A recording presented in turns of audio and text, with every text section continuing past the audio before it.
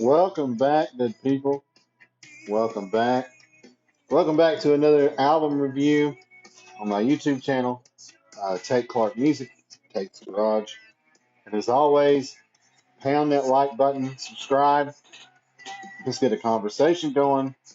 Like-minded people talking about like-minded music, digging the good music.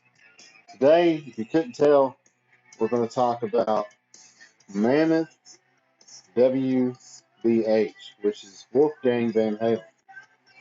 Now, I did not a YouTube, but an Instagram poll on what album I should do next. Now that I'm kind of getting back in the swing of things on this YouTube channel, and the top two albums that came up were the new Marcus King, I'm going to do that one, and the Mammoth Wolfgang Van Halen album. Now, before we get into this, like I said, like, subscribe, hit the Patreon page, hit the Etsy shop if you want a cool kick-ass t-shirt. All your friends will be jealous. This page is funded by you, subscribers, viewers. Welcome to the new people. Comment below. Let's get a conversation going. Hanging out with the Rev. Here we go. Now, Wolfgang Van Halen. Who is Wolfgang Van Halen, you may ask? Well, as his last name does suggest, he is the son of legendary guitar player Eddie Van Halen and Valerie Bertinelli. Now, full disclosure, folks, I may be one of the only guitar players on the planet that is not a huge Van Halen fan. As a matter of fact, and I may get some hate for this, it's fine. Put it in the comments below.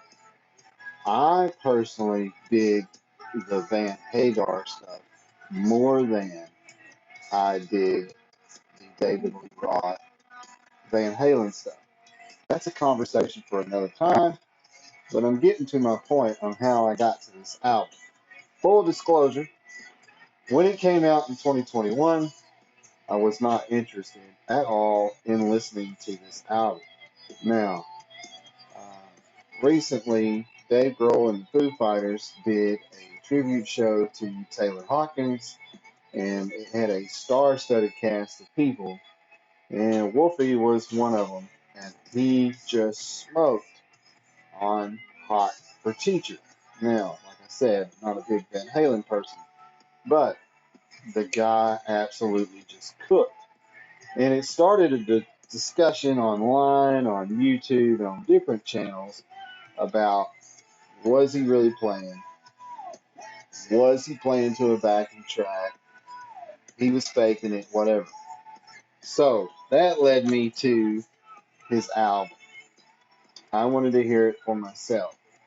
And as I dug into this album, which we're fixing to do, I found that not only could the guy play, but the guy can play damn near anything on the planet.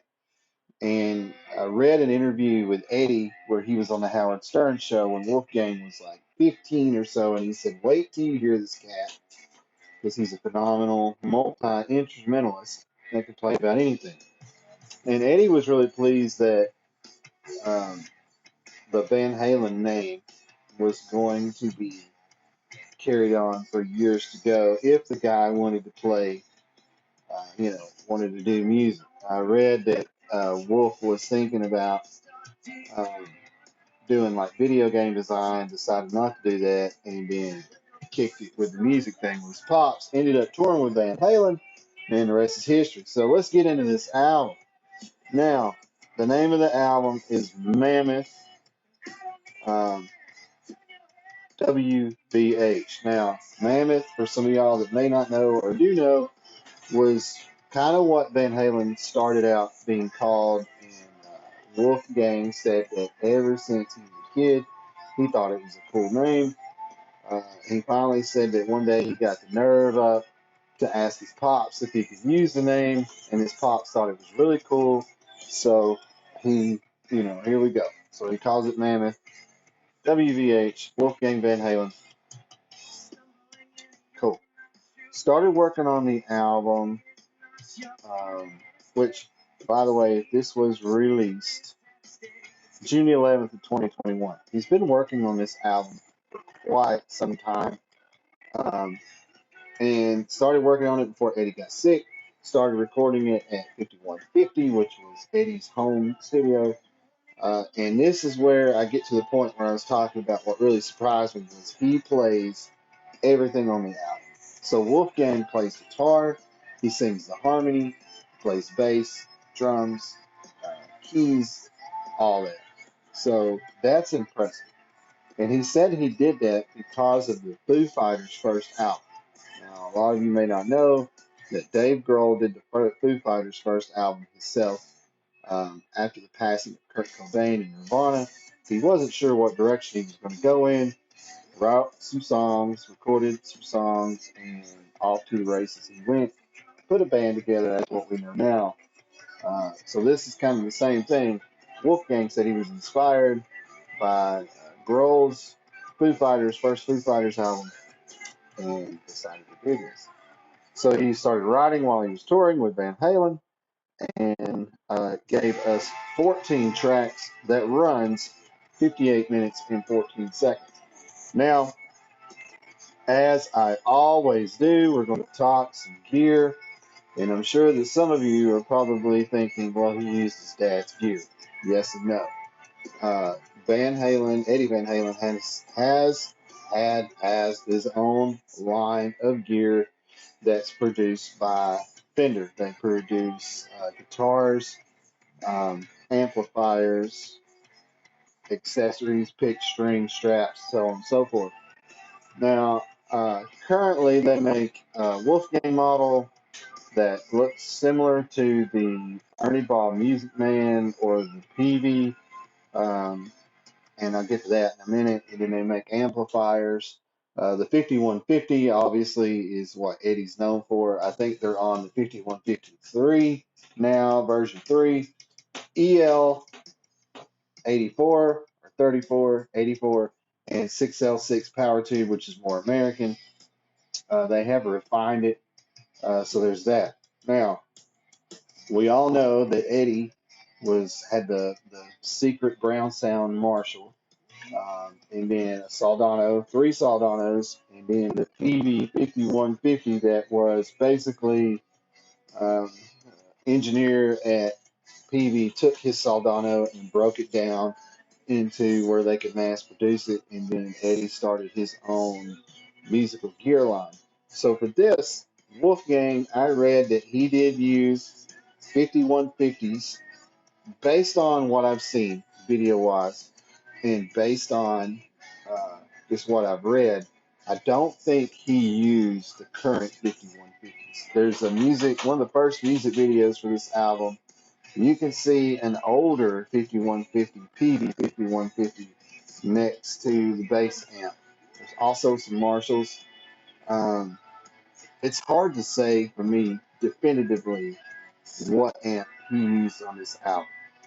My ear, with the drop tuning and all that, it's obviously a high gain thing. It may be a modern 5150. It may be the block letter, the original 5150 that I think is iconic.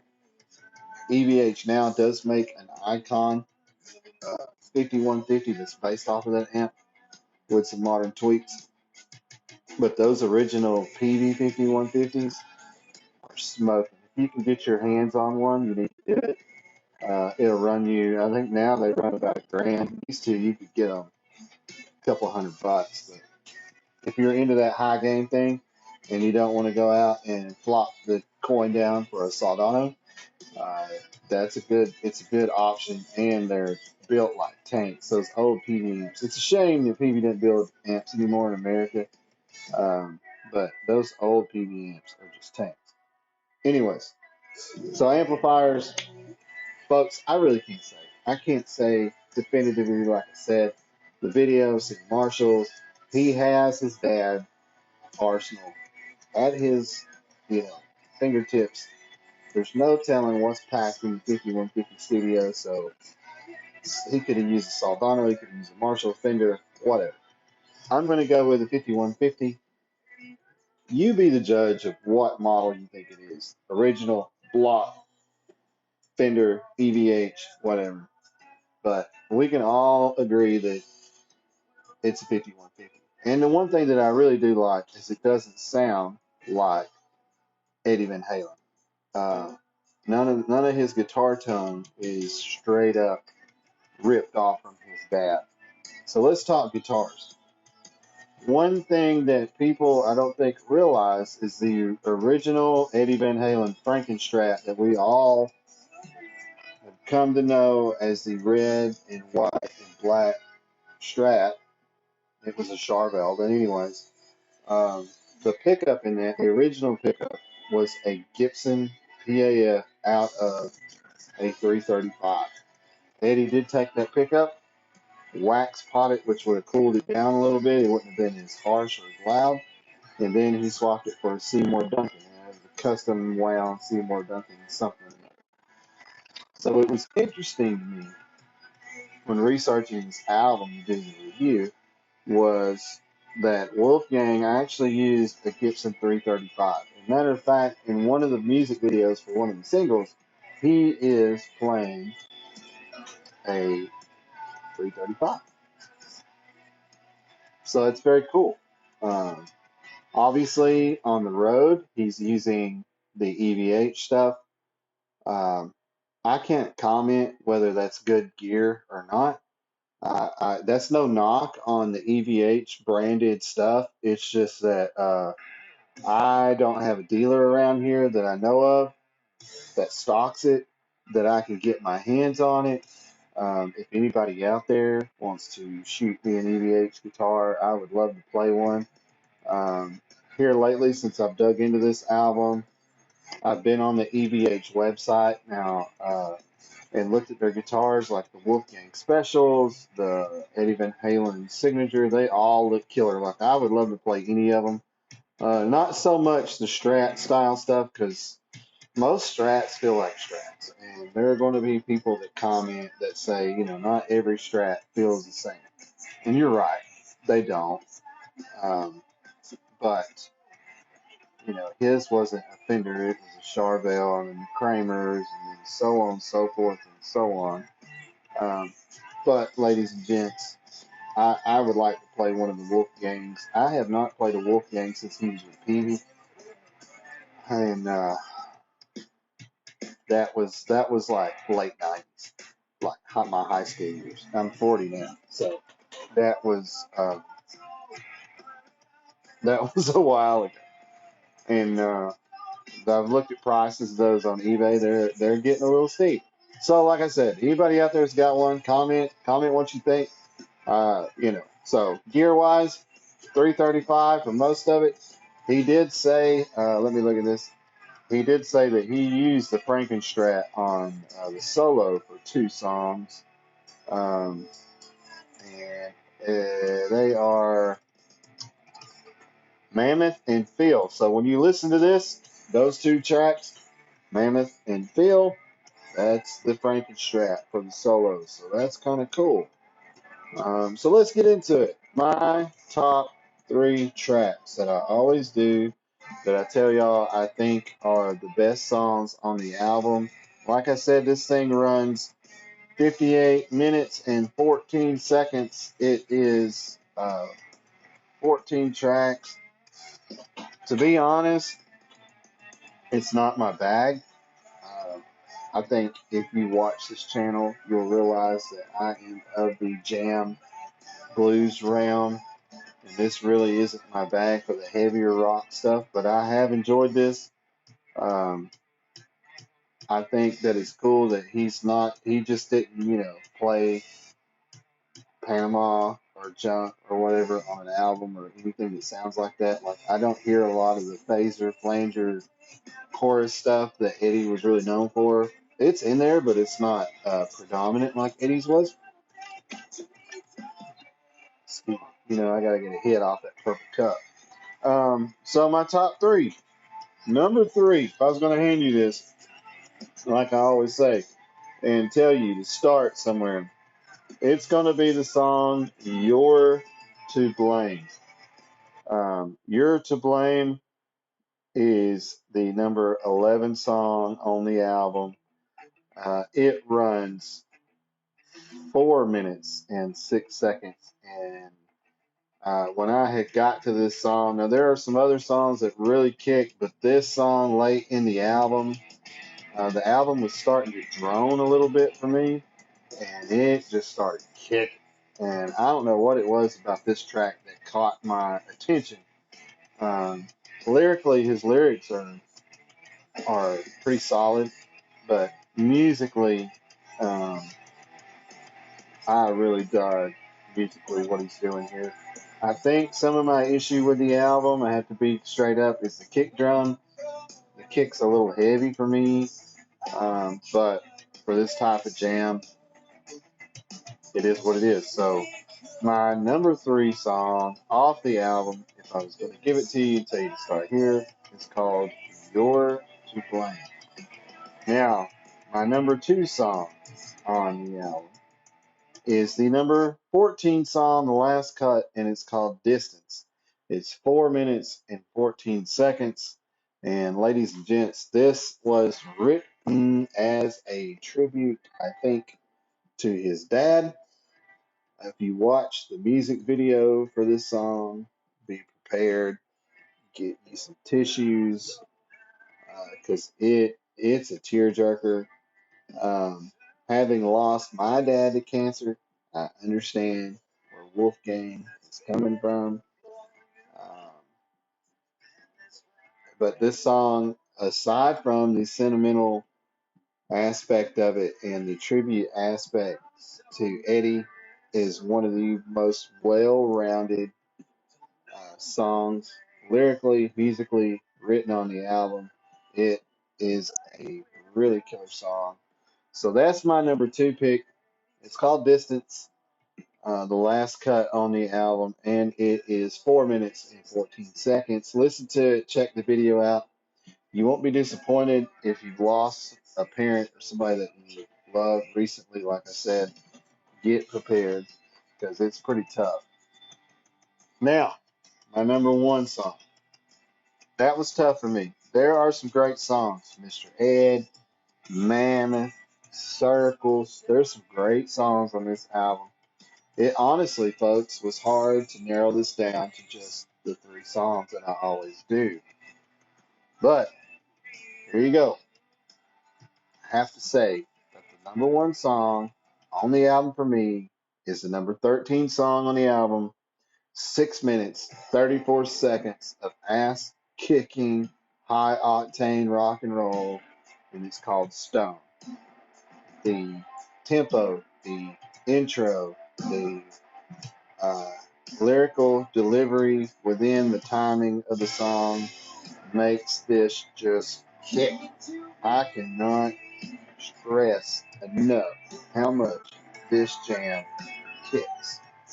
Um, I'm not sure lyrically if his lyrics are personal or whatever you want to call it, but his drum playing, his bass work, of course his guitar work, his guitar tone on is just, this is the song on the album to me. So my number 1 song is Stone, and it is the number 13 song, 6 minutes 34 seconds. So there you have it. There are my top 3 off of Mammoth, Wolfgang Van Halen. What do I give this on my jam scale? I give this kind of. I'm gonna be honest. And this is tough because I have jammed this out a lot since I got into it. But uh, my biggest thing is it does drone a little bit. The heavy rock thing. Uh, the kick drum lost me a little bit on the kick, but it ain't my kind of jam. I'm going to say that. So overall, I give this album 3.5 jams out of 5. It's a good album. There are highlights on it that are great, like I discussed. Um, if you are into the heavier side of rock, the Alter Bridge Tremonti, because Wolfgang plays bass in Tremonti. I don't know if he's currently doing that because he's on tour with Mammoth, but this is going to be your bag. It's really not my bag, but I can get in, and I got in and really thoroughly enjoyed it. Like I said, if you have checked out any of the EVH gear, please comment below. And as always, comment below. Let's get a conversation going of like-minded, music-loving individuals that want to get a community started and want to get some conversations going. Have some really good comments. Have some really crappy comments. You know who you are out there, but you internet trolls, y'all know where to go. So anyway, stay safe out there, ladies and gents. Remember that music is love, and love is music. Until next time.